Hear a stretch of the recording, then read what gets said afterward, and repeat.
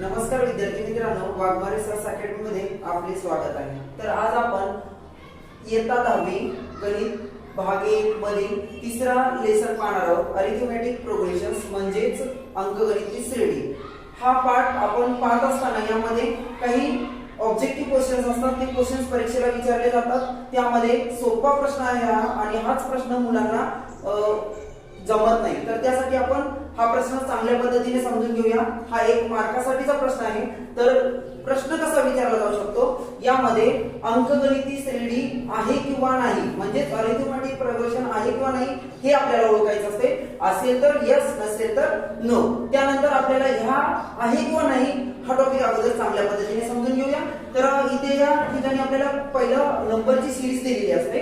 त्या नंबरच्या सिरीजचं आपल्याला चांगल्या पद्धतीने काय करायचंय, निरीक्षण करायचंय। त्यामध्ये दिलेले नंबर्स अगोदर पाहायचे आहेत। या ठिकाणी पहिला नंबर दिलेला आहे 2, दुसरा नंबर दिलेला आहे 4, तिसरा 6, चौथा 8 आणि पाचवा 10। म्हणजे अशा पद्धतीने याला टर्म्स म्हणतो। पहिली टर्म्स 2 आहे, सेकंड टर्म्स 4 आहे, तिसरी टर्म्स 6 आहे, चौथी टर्म्स 8 आहे आणि पाचवी टर्म्स 10 आहे। तर मराठीमध्ये याला पदे म्हणतात। तर आपण या कोणत्याही पदांचा जर विचार केला तर त्यामध्ये दिसणारा जो फरक आहे, म्हणजे यांची जर वजाबाकी केली पहिल्या पदाची आणि दुसऱ्या पदाची, तर त्यामध्ये येणारा जो फरक आहे आणि दुसऱ्या आणि तिसऱ्या पदाच्या वजाबाकीतील म्हणजे वजाबाकी आहे, तिसऱ्या आणि चौथ्या पदामधील वजाबाकी आहे आणि चौथ्या आणि पाचव्या पदामधील वजाबाकी सारखी आली तर आपण या ठिकाणी म्हणू शकतो की ही अंकगणिती श्रेणी आहे, मीन्स अरिथमेटिक प्रोग्रेशन आहे असं आपण या ठिकाणी सिद्ध करू शकतो। तर पाहूया आपण पहिलं एक्झाम्पल दिलेलं आहे 2, 4, 6, 8, 10। या ठिकाणी मी सिंपल सांगते तुम्हाला। सर्वप्रथम दुसरं पद घ्यायचं आहे। दुसरं पद कोणतं आहे रे? या ठिकाणी दुसरं पद किती आहे? 4 आहे। 4 आणि पहिल्या पदाची वजाबाकी करा, म्हणजे 2, 4 मधून 2 गेले किती राहतात रे? 2। या ठिकाणी पहिल्या 2 पदातील फरक किती आलेला आहे? 2 आलेला आहे। आणि आता बघूया त्यानंतरचं तिसरं आणि दुसऱ्या पदाची वजाबाकी करूया। तिसरं पद या ठिकाणी आहे 6 आणि दुसरं पद आहे या ठिकाणी 4। याच्यामधील फरक आलेला आहे 2। त्याच्यानंतर आपण पुढचे पद घेऊया, चौथं पद आणि तिसरं पद याची वजाबाकी करूया। चौथं पद कोणतं आहे रे? 8 आहे आणि तिसरं पद आहे 6। तर या ठिकाणी चौथं पद घेऊया आपण 8 आणि तिसरं पद घेऊया 6। याच्यामध्ये सुद्धा फरक कितीचा? 2। मग यामध्ये आपल्याला फरक सारखा आढळून येतोय। प्रत्येक 2 सलग म्हणजे पॉझिटिव्ह जे नंबर्स आहेत त्यामध्ये जो फरक आहे तो कॉन्स्टंट आहे, त्या ठिकाणी स्थिर आहे। कॉमन डिफरन्स कोणता आहे रे? 2 आहे आणि तो कॉन्स्टंट आहे। कॉन्स्टंट मीन्स ते कुठेही बदलत नाहीये, तो कंटिन्युअसली पूर्ण सिरीज संपेपर्यंत तो 2च राहणार आहे। म्हणून या ठिकाणी हे अरिथमेटिक प्रोग्रेशन्स आहे असं म्हणू शकतो, म्हणजे अंकगणिती श्रेणी। याचा रिझन आपल्याला लिहायचा आहे, ते पुढच्या लेसन मध्ये आपण पाहणार आहोत। तर सध्या आपण फक्त अंकगणिती श्रेणी आहे किंवा नाही हे सिद्ध करूया। आता आपल्या इथं दुसरी सिरीज दिलेली आहे, म्हणजे दुसऱ्या एक्झाम्पल मध्ये 2, 4, 5, 8, 9, 10। तर या ठिकाणी आपल्याला पहिलं पद दिलेलं आहे 2, दुसरं पद दिलेलं आहे 4। पहिलं पद आणि दुसरं पद यांची जी वजाबाकी आहे ती आपल्याला बघायची आहे। तर पहिल्या पदाचं आणि दुसऱ्या पदाची वजाबाकी केली तर या ठिकाणी आपल्याला 2 मिळतं, हे झालं। त्यानंतर तिसरं पद आणि दुसरं पद 5 आणि 5 मधून दुसरं पद म्हणजेच 4 वजाबाकी केली या ठिकाणी 1। आपल्याला इथेच असं लक्षात येतं की यामधला जो सामायिक जो काही फरक आहे तो पहिल्या 2 पदातील 4 असून दुसऱ्या पदातील किती आहे रे? 1 आहे। म्हणजे हे स्थिर नाहीये, तर या ठिकाणी स्थिर असायला पाहिजे। This is not constant, therefore it is not arithmetic progression, म्हणजे हा अरिथमेटिक प्रोग्रेशनचा सिरीज नाहीये। तर या ठिकाणी आपण नाही असं सिद्ध करू शकतो। त्या ठिकाणी पुढचं एक सिरीज दिलेलं आहे आणि त्यानंतर चौथं सिरीज दिले। तर या ठिकाणी आपण अशा पद्धतीने फरक काढून डिफरन्स बघून त्यामध्ये कॉमन डिफरन्स जो आहे तो कॉन्स्टंट आहे का बघायचा आहे आणि आपण ठरवायचा आहे। तर 6 आणि 12 यामधला फरक तुम्हाला नक्की कळेल आणि 18 आणि 12 मधला फरक, 24 आणि 18 मधला फरक काढायचा आहे। आणि जर कॉमन असेल, कंटिन्युअसली जर सारखा सामायिक येत असेल फरक, तर या ठिकाणी आपण अंकगणिती श्रेणी आहे असे म्हणू शकतो। तर तुम्हाला विद्यार्थ्यांना हे 2 जे एक्झाम्पल्स दिलेले आहेत ते तुम्ही सॉल्व्ह करू शकताय आणि कमेंट मध्ये कळू शकताय। आणि काही जर प्रश्न असतील तर ते पण तुम्ही तुमच्या कमेंट मध्ये कळू शकता।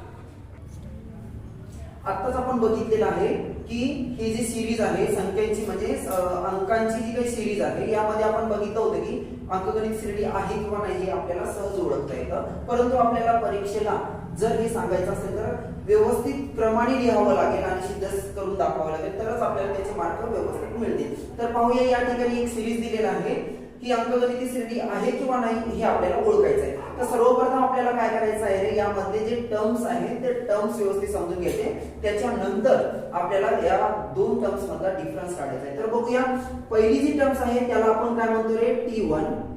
या ठिकाणी आपण T1 असं म्हणतो पहिल्या टर्म्सला, जर जेव्हा आपल्याला कॉमन डिफरन्स वगैरे शोधायचा असेल तर या ठिकाणी T1 2 आहे, तर T2 किती आहे रे, T2 4 आहे. त्याच्यानंतर T3 6 आहे आणि T4 8 आहे. तर आपल्याला एवढ्या जरी टर्म्स घेतल्या तरी आपल्याला यावरून सिद्ध करता येते की ही अंकगणित श्रेणी आहे किंवा नाही, असेल तर का आहे आणि नसेल तर का नाही. तर याचा जो फॉर्म्युला आहे, तर आपल्याला डिफरन्स फाइंड आउट करायचा आहे. तर दोन ज्या टर्म्स आहेत त्या दोन टर्म्स मधून आपल्याला काय करायचं आहे, दोन टर्म्सची वजाबाकी करायची आणि त्यामध्ये जो काही सामायिक फरक आहे तो बघायचा आहे. तर यामध्ये आपल्याला सर्वप्रथम काय करावं लागतं, देअरफॉर T2 मायनस T1 करूया. T2 मायनस T1 म्हणजेच काय, T2 किती दिलेला आहे 4 आणि T1 दिलेला आहे 2. तर फरक या ठिकाणी किती आलेला आहे रे, 4 आतून जर 2 गेले म्हणजे 4 - 2 = 2. आता ही झाली हे दोन टर्म्स मधला पहिला फरक. आता बघूया दुसऱ्या दोन टर्म्स घेऊया, म्हणजे त्या टर्म्स घेत असताना आपल्याला सलग टर्म्स घ्यायच्या आहेत, म्हणजे आपल्याला या पद्धतीने सिद्ध करता येते. तर दुसरी टर्म्स घेऊया, T3 - T2 म्हणजे T3 किती आहे रे, 6 आहे आणि T2 किती आहे रे, 4 आहे. तर याच्यामध्ये सुद्धा फरक आपल्याला 2 आढळले. याच्या पुढची जी काही स्टेप आहे ती म्हणजे आहे इथे T4 वजा T3. या ठिकाणी T4 किती आहे, 8 आहे आणि T3 किती आहे, 6 आहे. यामध्ये सुद्धा फरक कितीचा, 2. म्हणजे आता या ठिकाणी आपल्याला 2 2 2 असा सामायिक फरक दिसून आलेला आहे. हा कसा आहे, स्थिर आहे. तर आपल्याला या ठिकाणी हेच लिहायचं आहे, जसं आपण सांगतो तेच या ठिकाणी विधानात लिहायचं आहे. परीक्षेला विचारलेला क्वेश्चन असा असतो, ही जी सिरीज आहे अंकगणित श्रेणी आहे का आणि असेल तर का ते सांगा, असं तुम्हाला विचारलं जातं. आणि इंग्लिश मध्ये सुद्धा तुम्हाला या पद्धतीनेच क्वेश्चन विचारला जातो. Identify the following series is arithmetic progression, if yes or not give the reason. तर या ठिकाणी आपण बघूया, या ठिकाणी आपल्याला कॉन्स्टंट फरक जो आहे तो 2 आहे. तर यामध्ये जो कॉमन डिफरन्स आहे तो 2 2 2 म्हणजे जो काही सामायिक फरक आहे 2 2 2 आहे आणि तो स्थिर आहे, म्हणजे तो कंटिन्युअसली 2 2च येणार आहे. म्हणून आपल्याला परीक्षेला विचारलेला क्वेश्चन आहे की ही अंकगणित श्रेणी आहे का ते सिद्ध करा आणि त्याच्यानंतर तुम्ही त्याचं रिझन लिहा, म्हणजे त्याचं कारण लिहायचं आहे. तर या ठिकाणी मी कारण लिहिलंय, in this series the common difference is 2. या सिरीज मध्ये आपल्याला सामायिक फरक किती आलेला आहे, 2. आणि तो कसा आहे, विच इज कॉन्स्टंट म्हणजे तो स्थिर आहे. म्हणून याला आपण काय म्हणू शकतो रे, अर्थमॅटिक प्रोग्रेशन्स, म्हणजे त्याला अंकगणित श्रेणी म्हणू शकतो. मराठीमध्ये या ठिकाणी आपल्याला सेंटेन्स लिहायचा आहे, दिलेल्या श्रेणीमध्ये जो काही सामायिक फरक आहे तो आहे 2 आणि तो कसा आहे रे, स्थिर आहे. म्हणून ही सुद्धा अंकगणित श्रेणी आहे.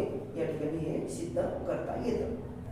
हा, या ठिकाणी आपल्याला अर्थगणित श्रेणीचं दुसरं उदाहरण दिलेलं आहे अरिथमेटिक प्रोग्रेशनचं. तर हे सुद्धा आपल्याला अरिथमेटिक प्रोग्रेशन आहे किंवा नाही हे सिद्ध करायचं आहे. त्यानंतर आपल्याला खाली त्याचं कारण लिहायचं आहे, म्हणजे अंकगणित श्रेणी आहे किंवा नाही हे शोधायचं. तर त्याच पद्धतीने जसं की आपण पहिलं उदाहरण सोडवलं होतं, त्यामध्ये first term, second term, third term, fourth term म्हणजे पहिलं पद, दुसरं पद, तिसरं पद अशा पद्धतीने आपण लिहून घेऊ शकतो. तर यामध्ये पहिलं पद आहे T1 3 आहे, दुसरं पद आहे T2 5, तिसरं पद आहे T3 6, फोर्थ टर्म्स आहे चौथं पद 8. या ठिकाणी अशा पद्धतीने आपण टर्म्सची जी काही सिक्वेन्स आहे ती लिहून घेतलेली आहे, first term, second term, third term आणि फोर्थ टर्म. तर यामध्ये सुद्धा आपण कॉमन फरक म्हणजे सामायिक फरक बघूया. तर यामध्ये कॉमन डिफरन्स काढत असताना पहिलं T2 वजा T1 म्हणजे यामध्ये किती फरक येतो तो बघायचा आहे. T2 किती दिलेला आहे, 5 दिलेला आहे आणि T1 दिलेला आहे 3. यामध्ये जो फरक आहे तो तुम्हाला 2 दिसून येतोय. यानंतरची पुढची पायरी आहे, त्यामध्ये तुम्हाला T3 - T2 करायचं आहे. T3 - T2 म्हणजेच T3 किती दिलेला आहे, 6 दिलेला आहे आणि T2 इथे किती दिलेला आहे, 5 दिलेला आहे. म्हणजे या ठिकाणी आन्सर किती दिलेला आहे, कॉमन डिफरन्स 1 येतो. त्यानंतर आपण पुढची स्टेप नाही केलं तरी चालेल, कारण इथे कॉमन डिफरन्स येताना आपल्याला लक्षात आलेला आहे की पहिलं 2 आलेला आहे आणि नंतर 1 आलेला आहे, म्हणजे जो काही कॉमन डिफरन्स आहे तो या ठिकाणी स्थिर नाहीये, म्हणून ही जी अंकगणिती श्रेणी आहे आपण नाही असं सांगू शकतो. म्हणून या पद्धतीने आपल्याला लिहायचं आहे, in this series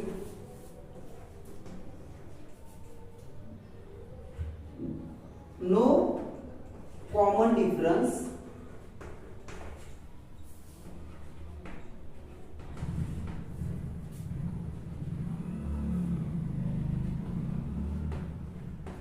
which is constant,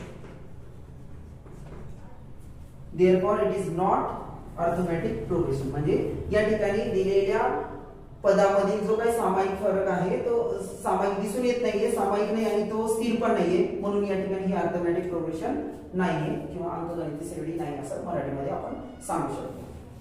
धन्यवाद.